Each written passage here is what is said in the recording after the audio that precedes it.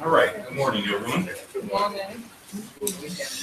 Let's start with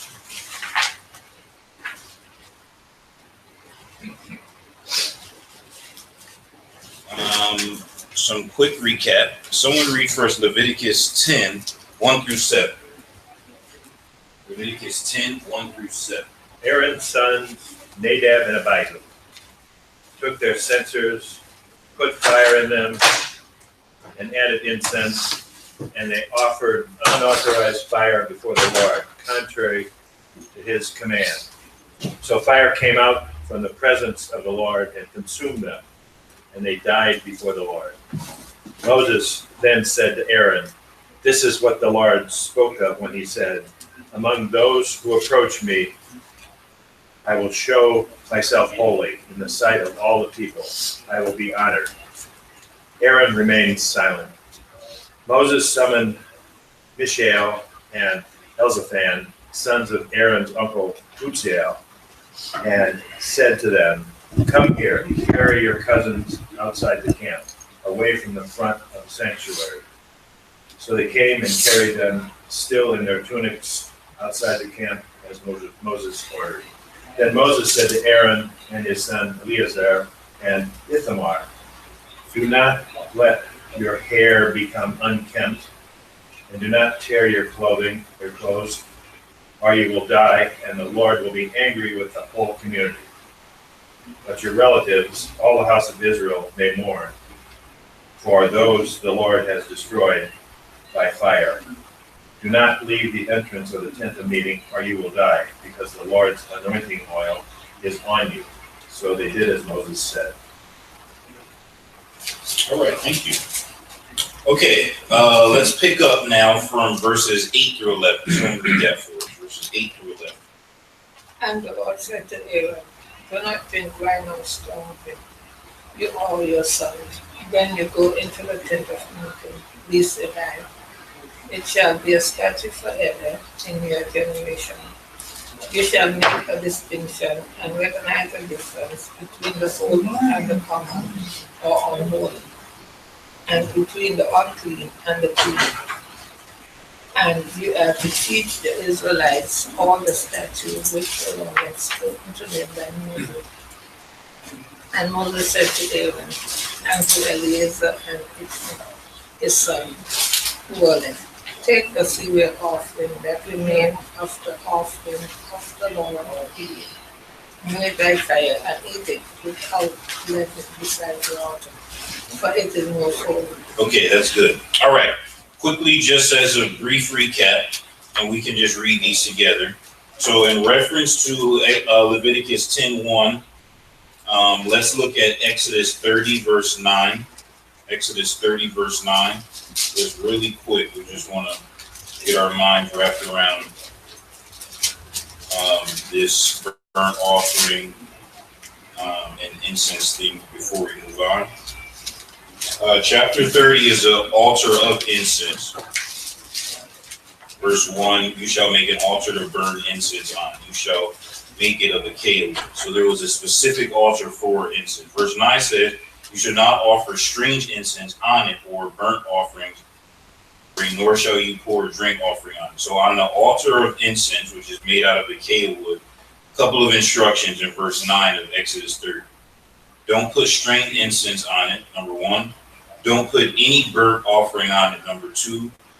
Don't put any meal offering, number 3. Don't pour or drink any offering on it, right? Number 4. Those are the instructions. So really quick, let's go back to Leviticus 9. I'll start in verse 22. "Aaron lifted his hands towards the people, blessed them, and came down from offering the sin offering, the burnt offering, and the peace offering. Moses and Aaron went into the tabernacle meeting, came out, blessed the people. The glory of the Lord appeared to all the people. Fire came out from before the Lord, consumed the burnt offering, the fat offering. When the people saw it, they shouted, fell on their face. And Nadab and Abihu, the sons of Aaron, each took his censer and put fire in it, put incense on it, and offered profane fire before the Lord which he had not commanded, right? So do we see the problem here? Because there's a specific altar for incense, right? And from that altar, you can't put this strange incense on it, burnt offering, meal offering, or pour any liquid offering on it, right?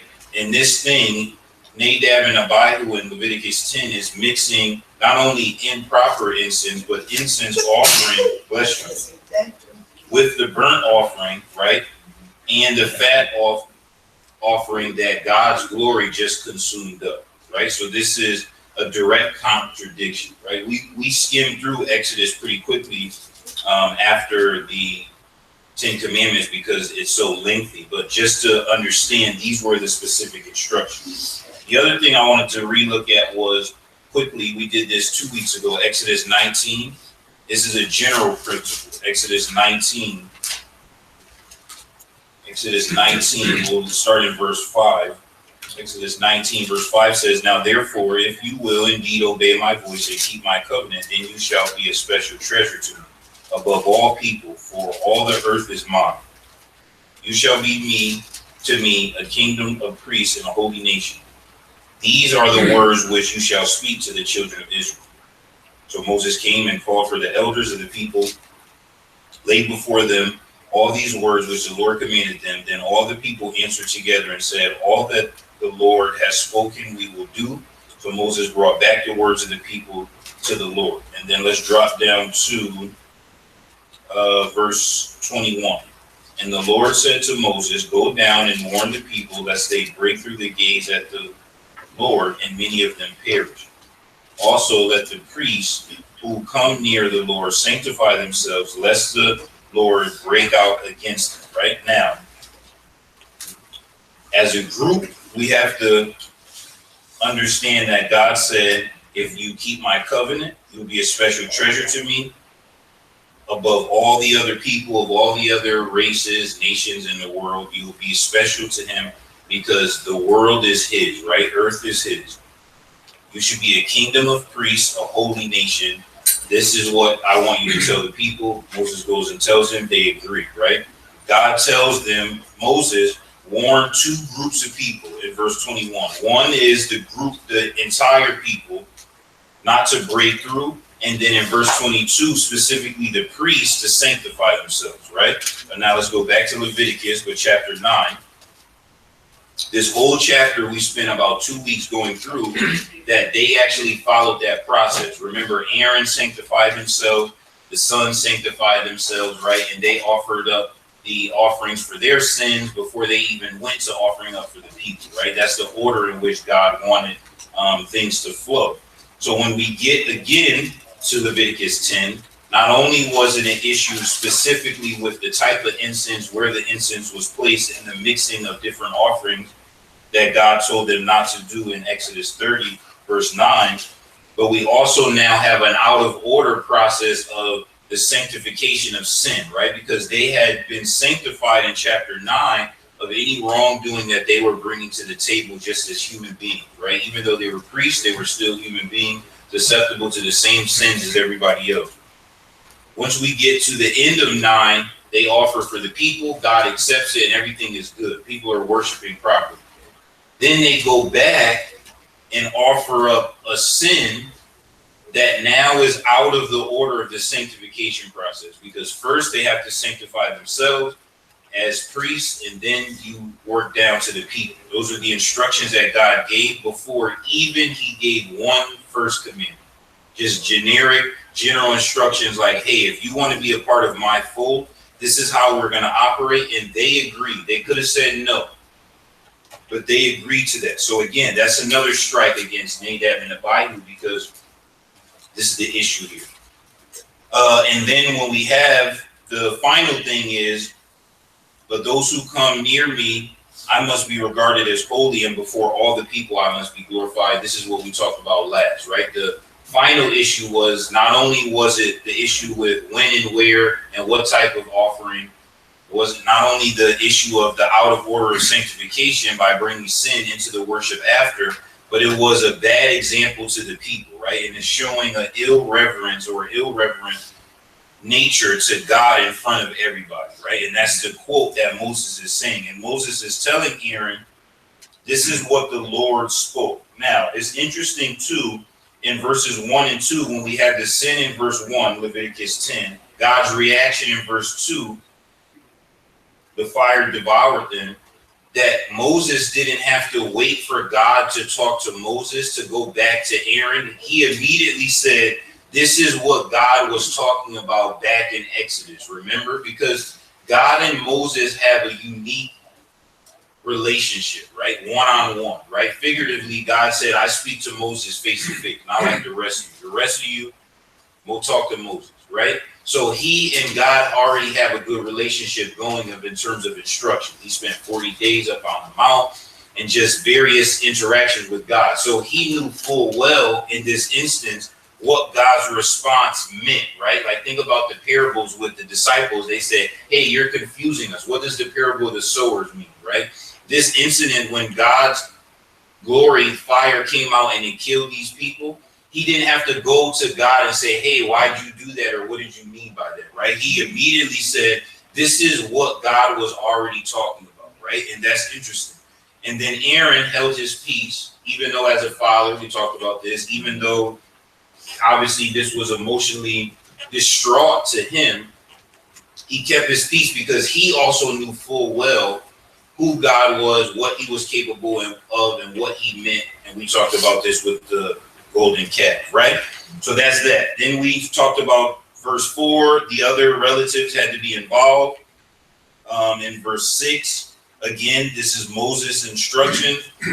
Don't show outward mourning for the sinner or the sin, but show mourning for the consequence of the sin, right? Like, don't be mourning and showing, tearing the cloth for the people, the two boys, but do it for the last part of verse 6, the burning which the Lord has kindled, right? So this is the instructions of you should show mourning for the consequence that fell upon these two individuals, right?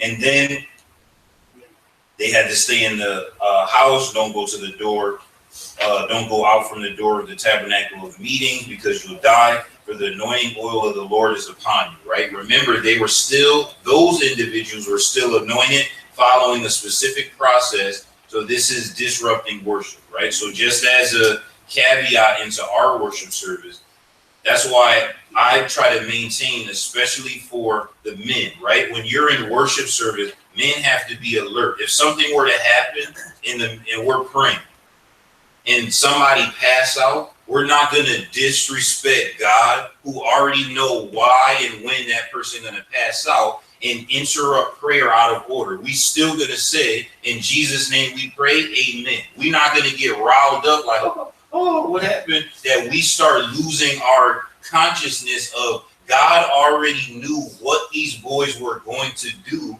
And there's a million something other people that he still is interacting with the right way. His point is, don't interrupt their worship because of what two people are doing wrong, right? It's just these two boys over here. Don't just say, hey guys, let's stop, time out. We messed everything up. See you guys next week, right? Like that's like in the middle of, if a brother is coughing, if, oh, I can't get myself together, or I'm too emotional, that brother sit down and somebody else got to leave. We can't say, hey guys, time out. We too emotional today. See you next Sunday, right? We still got to worship and function in order, in a process, unless this ceiling cave down and kill all of us. We still have to do things the way God wants it, in spirit and in truth. So it's important for us to understand that sometimes we forget God is already understanding and in the future, right? So he already knows what is going to happen. So if something were to start happening through worship, it's only a surprise to us, right? God already knew those things were going to happen. So you need to keep the course and hold the line. That's why you got a group full of people, right? A couple people can go tend to this over here. Something may be happening outside. If something happened outside, we're not going to open the door and say, everybody run out and see what happened. A couple people going to go out, right? Maybe danger out there, say, y'all stay in here and we'll be back. This is how things work to keep harmony, right? Because we can't disrespect God and say, oh, because I got so excited, I kind of forgot who you were in our relationship and that you're all powerful and reverent. And then I just started basically going crazy, right? That's what Moses is saying. Like, everybody calm down. You stay where you are. You guys help over here. You do the cleanup. You don't do the cleanup because you're anointed as a priest. And everybody keep moving forward. And this as a harmony will be taken care of. So it's important for us to look at those things as, right? We do those things all the time, right? You got two parents, one child is loud or something happened. Both parents not going to throw their hands up and say, oh, never mind. Church, we can't have no church. They go home, right? One will take the child out and come back. Like, there's things that happen every Sunday in worship service, but we're not going to be like, oh, I totally ruined everything. It's like you cooking some food and you making rice and the bottom, okay, it's a little burnt. You're not going to throw the whole dinner out and be like, oh, never mind, forget it. I messed up the whole dinner. We're not eating today. People going to be like, child, scrape that little bit of burnt off the bottom and give the rice from the top. We hungry. We still trying to move forward with our meal, right? So it's the same type of logic. Look at it that way, right? It looks bad when you zoom in and they can't mourn, but zoom out and recognize this is worship. And it's not only worship, it's one of their initial worships with this structure. So it's like you're just starting and everything is going wrong. It still have to flow. Sister Beulah and then Brother David. It is just like us today. Sometimes you pray, focusing on the Lord. Oops, the phone ring. Mm-hmm. What you going to do? Stop praying and answer the phone? Mm-hmm. No. Let them leave a message, Mm-hmm. or you get the number and you call back again. Because they were special, we are special today. Because we are peculiar people, we are special people. Mm-hmm. So it's the same thing for Christian today. You pray, you wouldn't leave, answer your cell phone or answer your house phone or whatever it is. Mm-hmm. Finish communicating with God and then take the message because He is first. Yeah, exactly. Yeah, showing reverence, right? Like, I'm in the middle of something. You at work, praying over your food, somebody come, okay, hold on, right? Like, give me a second. People hold something. They'll wait for you, right? Oh, I'm sorry, let me wait. Okay, and now I interact. So that's good. David, and then I was interested in, at the end of Leviticus 9, mm-hmm. they shouted for joy. I was trying to imagine what the scale of that was. There's the tent of meeting, the altar's out in front of that. Mm-hmm.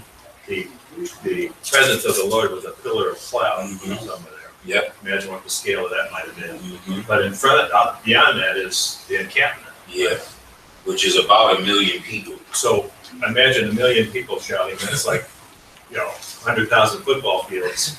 Yeah, you wouldn't need any microphone. We don't need this whole left side, my left, this sound system. We don't need that with that many voices.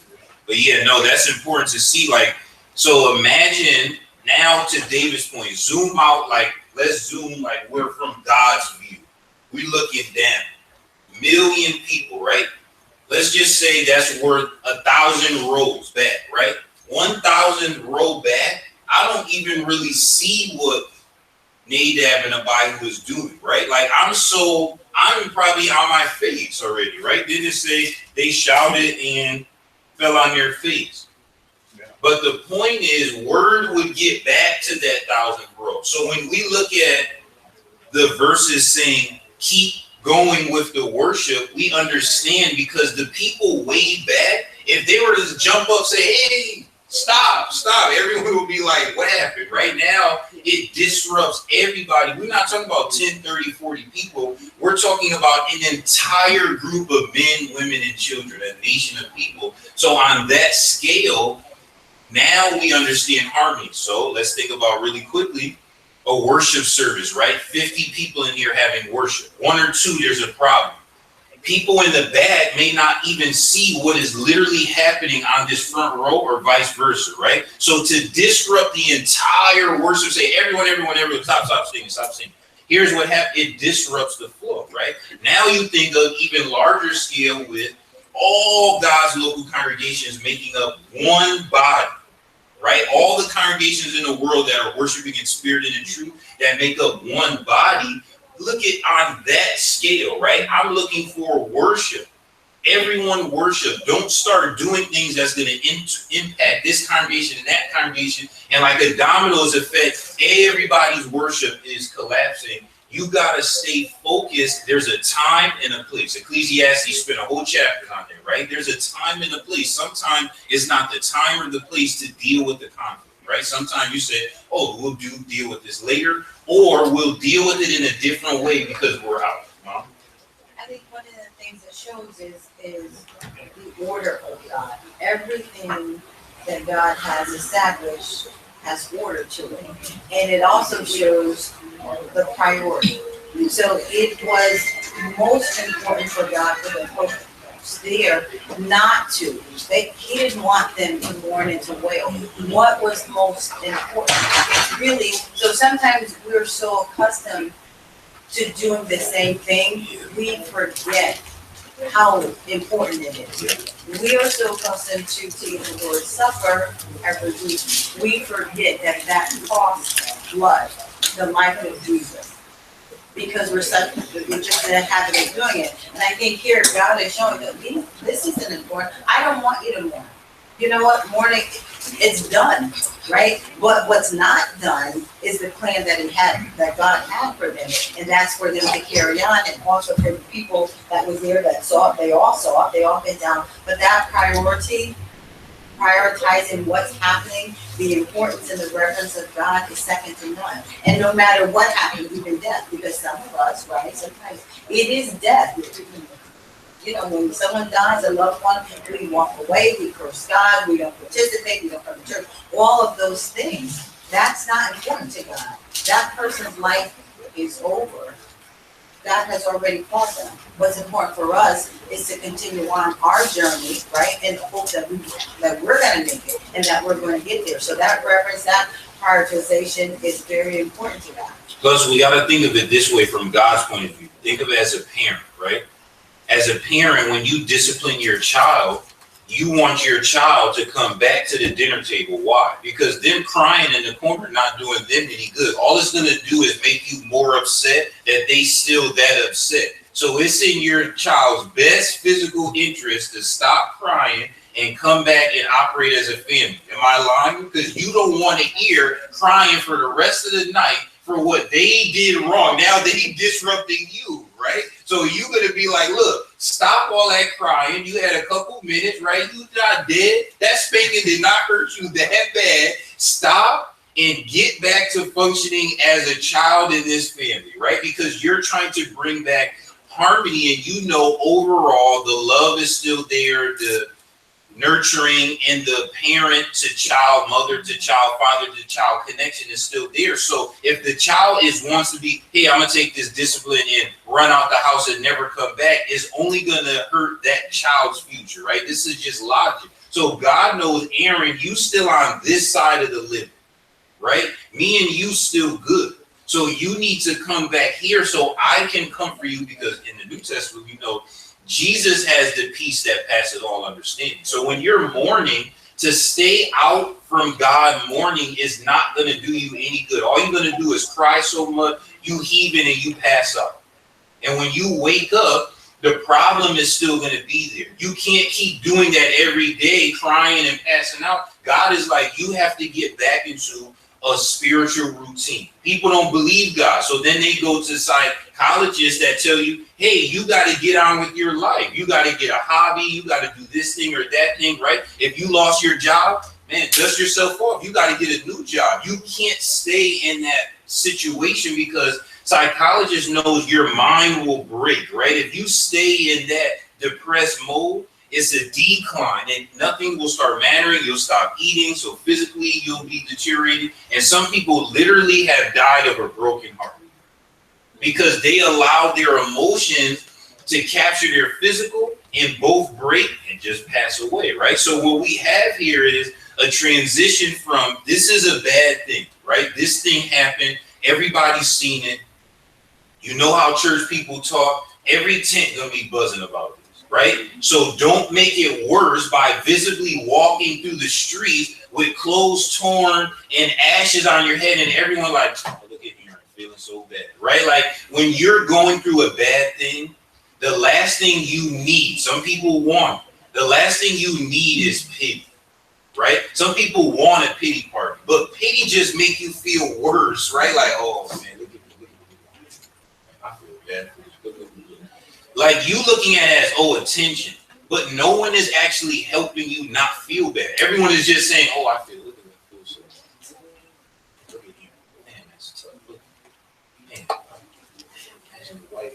Nobody is actually saying, hey, brother, let's do this or let. God is saying that is only going to be a negative. Remember, God's view is from up here. Some people take that advice, right? Some people get back on the horse, for lack of a better term, and they keep fighting. Some people be so depressed and they want more pity, and it just makes them worse, right? So this is just an overall concept that we can see even in today. We've all either been there or known people that have handled bad situations in the positive and kept moving on, or in the negative, right? So this is what we see. And then on top of all of that, when we get to verse 8, remember we were talking about the flow. God is talking to Moses. Moses is giving the instructions to Aaron. But in verse 8, what does the Bible say? Leviticus 10. God talking to who? Aaron directly after this, right? This is what we just read earlier. So let's reread this in verse 8. Then the Lord spoke to Aaron, saying, do not drink wine or intoxicating drink, you nor your sons with you, when you go into the tabernacle of meeting, lest you die. It shall be a statute forever throughout your generations, that you may distinguish between holy and unholy, between unclean and clean, that you may teach the children of Israel all the statutes which the Lord has spoken to them by the hand of Moses. Okay, a couple of things. First of all, let's zoom out to modern day, right? Don't drink your problems away, right? Like when you drink your problems away, when somebody turn into just, as soon as the bar open, you waiting at the door and the person is like, yo, nah, bro, like I can't serve you. Like it's 10. We not really open. Like when a bar open, they not really open. They just cleaning up and you say, can I grab a drink? No, like don't you got some food to eat or somewhere to go? Because if you did that, so let's say today, Sunday, and then Monday and Tuesday, once that sober kick back in, your problem is still there, right? So you're not really doing anything, but some people result to that, right? Some people have so many issues, so much guilt. They just go to the bottle and drink their problems away, and all that will happen is it becomes worse. It's just momentary. Hey, let me just put all my problems to the side, right? You don't got no rent money, no car, no money. So you say, hey, let me just go out. So let me just have one good night. And you have the night of your life, and in the morning, do you still owe rent in a car? No. Yes, now you got less money. But people feel, yeah, but I'm already in a bad mood. Let me just have some.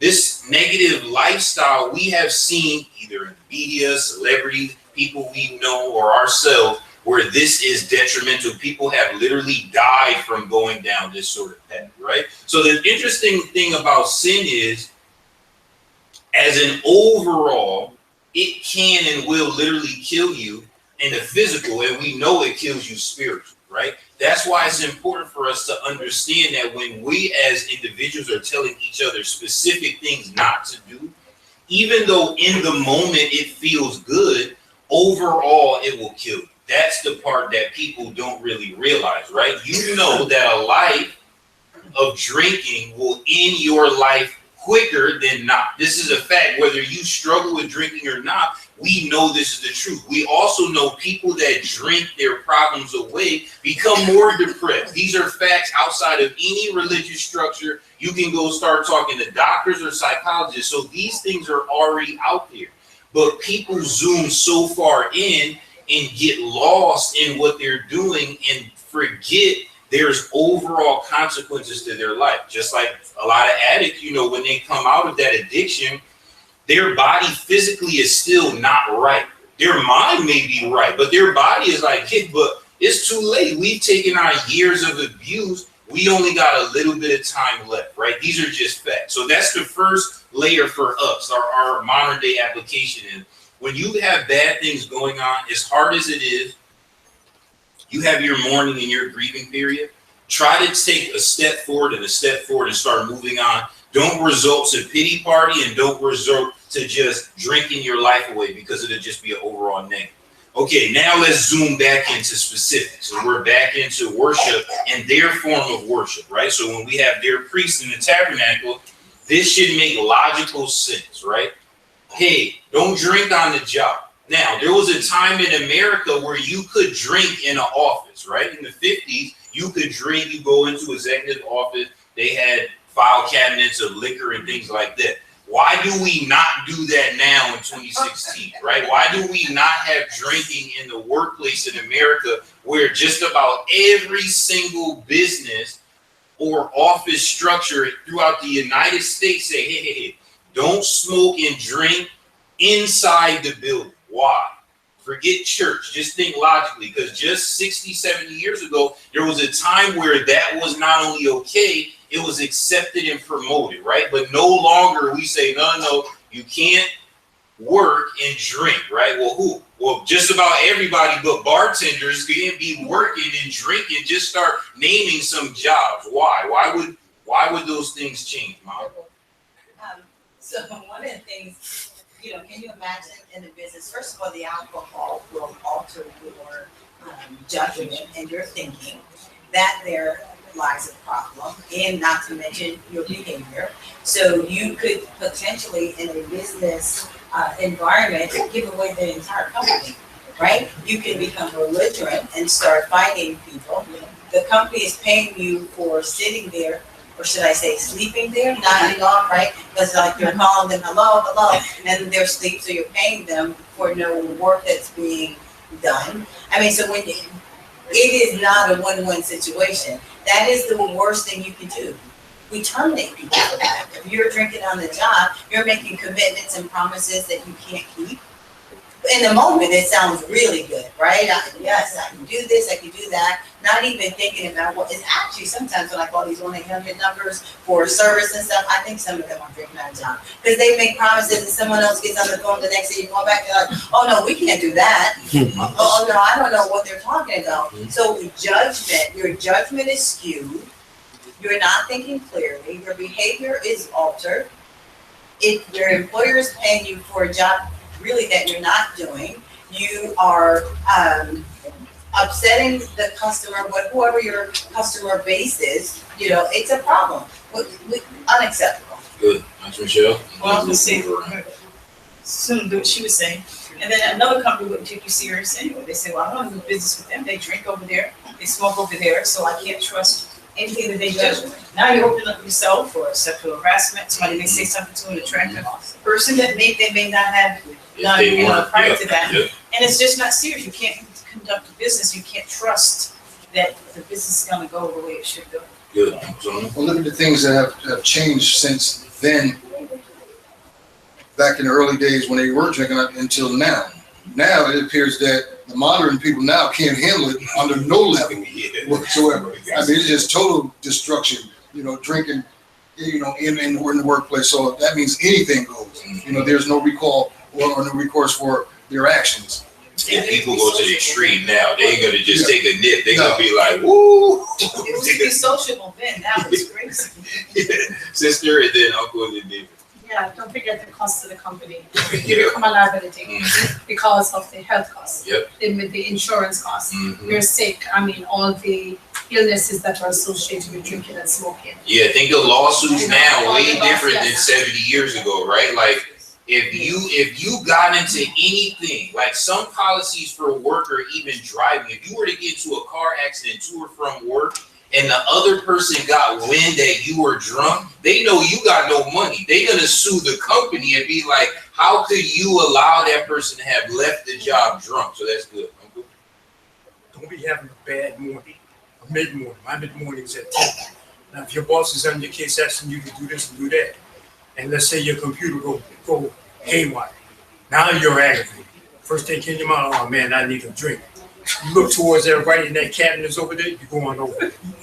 That first rate becomes a second, a third, a fourth. There's a morning that now you know you're in better. trouble. Because now your boss is on your case, your computer ain't working, IT, you can't call them because everybody else is calling. Now your whole day is shot.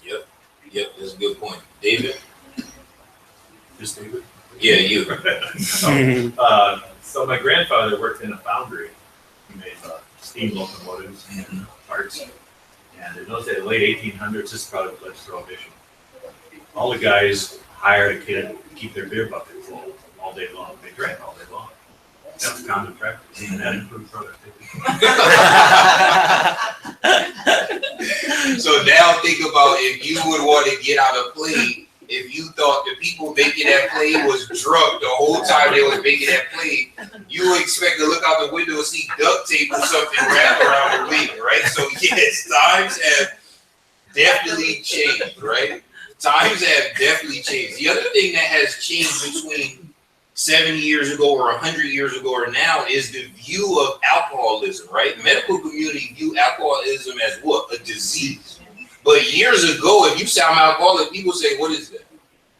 Oh, I drink all the time. People say, everybody do that. What is that, right? Like there's a lot of things that we, as modern progress, right? Every generation, we look at things as, oh, these things are actually harmful for you. And here's data and studies where people 70, 100 years ago say, nobody told me, right? Like people say, oh, when you get burned, put butter on it. Then modern nurses say, no, don't do that. You say, I don't know, people told me to put butter. No, you need to put Neosporin. How come? Because butter got this bacteria. But you say, 1800 grandmother told me to put butter. Like we don't know in those snapshots until you have people start doing research and say, hey, as an overall, here's what we found. So when we look at these things from a work standpoint, we see society has progressed, right? Things are not the same 100 years ago as they're now.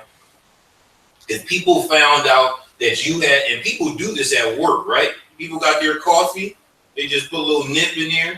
Coffee always full. You be thinking, I ain't never seen that person go back to the coffee pot. How they always got coffee in here?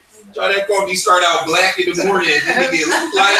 Because the more you just add it a little bit, just keeping that topped off, and they be buzzing all day long because they function better that way. Why? Because when you have that buzz, let's say you are a more aggravated person, you may be more subdued, or you may not let negative things impact you the same because you feeling nice. So it's altering, that's the whole purpose, right? Work is stressful. I need to alter my mental so I don't have to deal with the nonsense around me.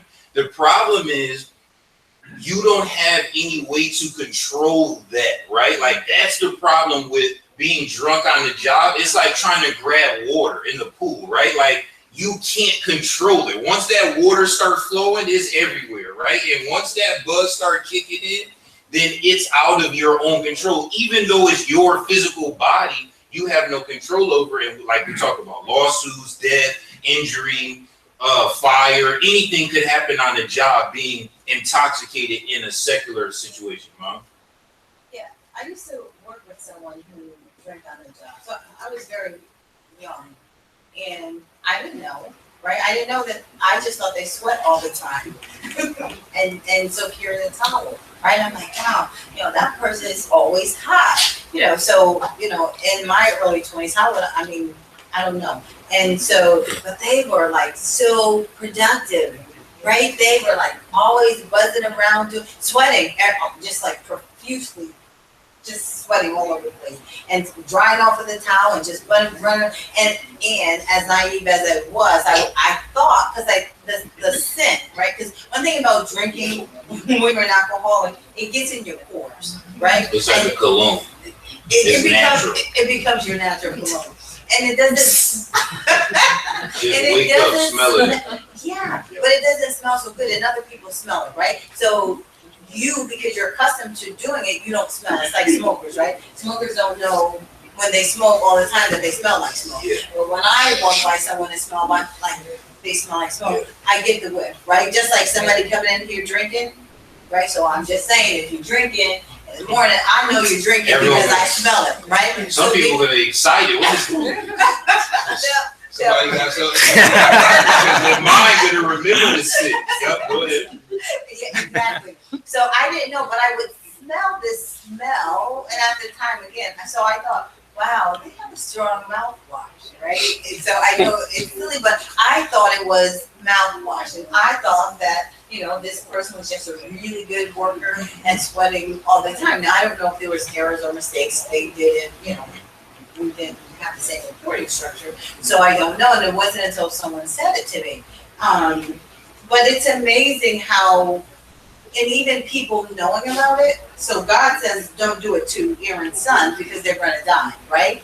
So just drinking on God's job is a little different from drinking on our boss's job, right? In the secular world. But I didn't know, so I don't know if that person, I don't think they were fired. I think it just people knew about it and people accepted it. For us in the church, we can't accept that, right? So when we know about it, we need to say something about it and not allow it to happen. And we call that functioning alcoholics, right? Yeah. People say, oh, I'm a functioning alcoholic. The other category that's like that is people who stink. People who stink don't never know they stink. But when you walk in the room, everyone be like, God bless, what is that? So people who stink, people who drink, people who smoke, Kind of older, they're like, hey, what's up? You be like, nah, brother. You like, you all right? What's up? God bless you. Because I don't want that coming out of me. Did I hug you? Somebody else think I smell like that. So that's the truth. Like when you're in that, you don't know, you don't see. The other thing is to see is heroin is like this, right? If you say, hey, I'm on heroin, I'm an addict, I want to go to a clinic, I need to get off heroin, right? I'm addicted. They're going to give you some heroin. You say, no, John came here, I don't have some heroin before I came here. I'm trying to get rid of the heroin. But the thing with heroin is that drug, when you use it long enough, have now become a part of your body. So in order to get you off of it, they got to give you and then just shrink dose day by day, month by month to nothing to wean you off. If you just be like, nah, cold turkey, you're going to go through pain like you never felt in your entire life. Right. Yeah. If you ever see that movie Ray, that's a good depiction of it for Ray Charles. But when you look at it, it's because it has become a part of you. Same thing with smoking and drinking, because those are social things. So sometimes it's not even so much of the physical thing of what you're doing, but if you run your routine that way, to stop doing it now, it's so social. It's like, man, I got to at least take a couple nips to get myself off of not being drunk on the job. And now you get sober. Some people say, I don't even know how to do this job anymore. Some musicians feel that way. Some musicians feel, I only made my best music high or drunk. So if you told me to make a song sober, I don't know what to say. So you are functioning. So now it has become such a part of you that it's impossible for you in your view at that point to come off. David, yes. It said here, don't put wine or other fermented beverages on the altar. In those times, they fermented all kinds of stuff, fruit and grains. That was normal because if they didn't have water, they had that to drink. Right, exactly. So that also killed the germs in the Yeah, exactly. That was important to survive. Also, the funny thing is for what you were saying, Mom, is remember there was a time where mouthwash and cough syrup had what? Natural alcohol, right? You do take a little swig, just keep swigging and you walk. My teeth clean, but I feel it all right too. This was a double win for me. Times have changed, right? Like things have progressed in our society where medical community and authority step in and start saying, hold on, y'all gotta pull back on some of this because people buzzing all day. Let's grab this out of the cough. Let's grab this out of the mouthwash. Let's try to do a little better, right? Because they see the effects of people abusing it, right? So to David's point, also, people can use, because humans are smart, these things are to kill germs, right?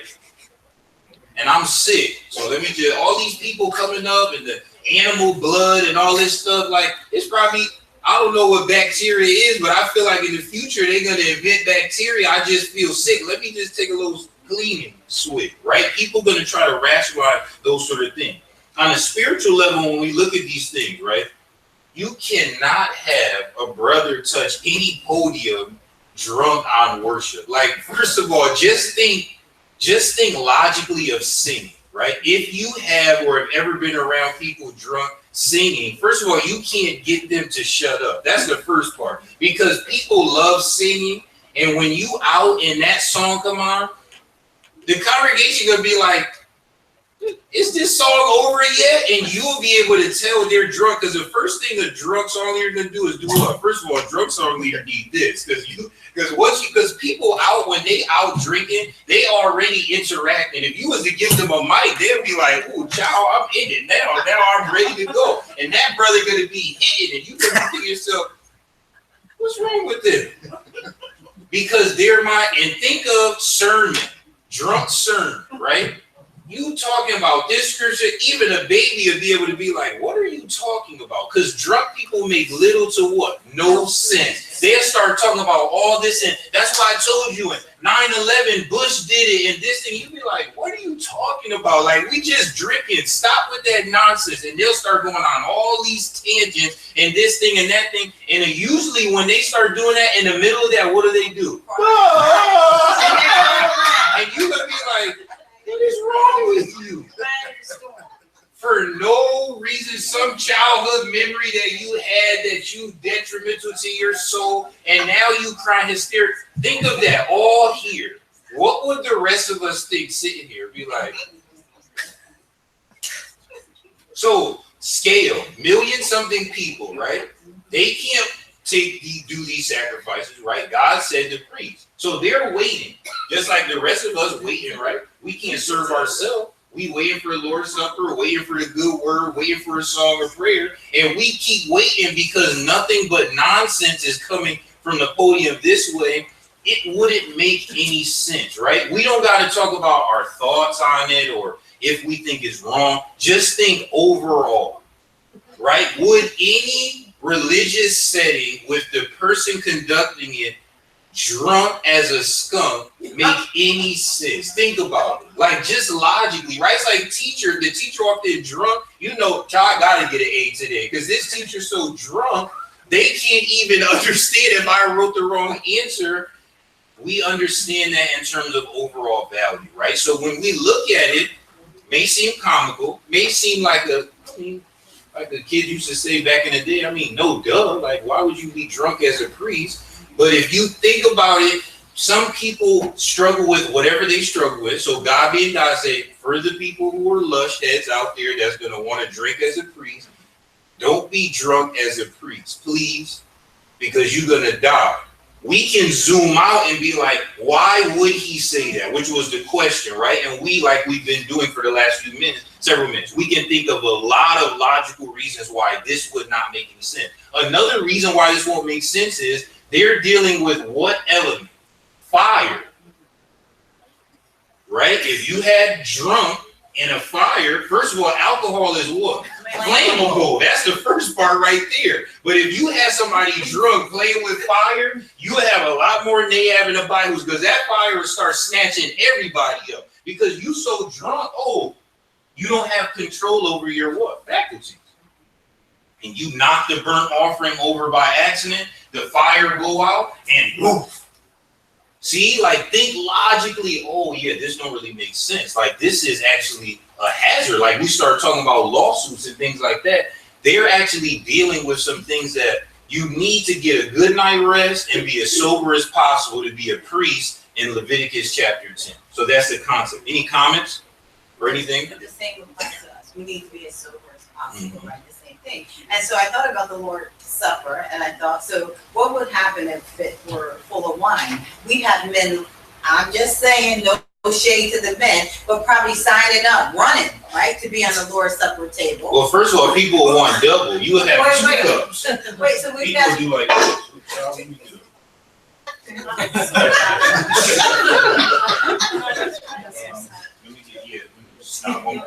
Yeah, because people ain't gonna take one cup. People gonna be like, child, what is look?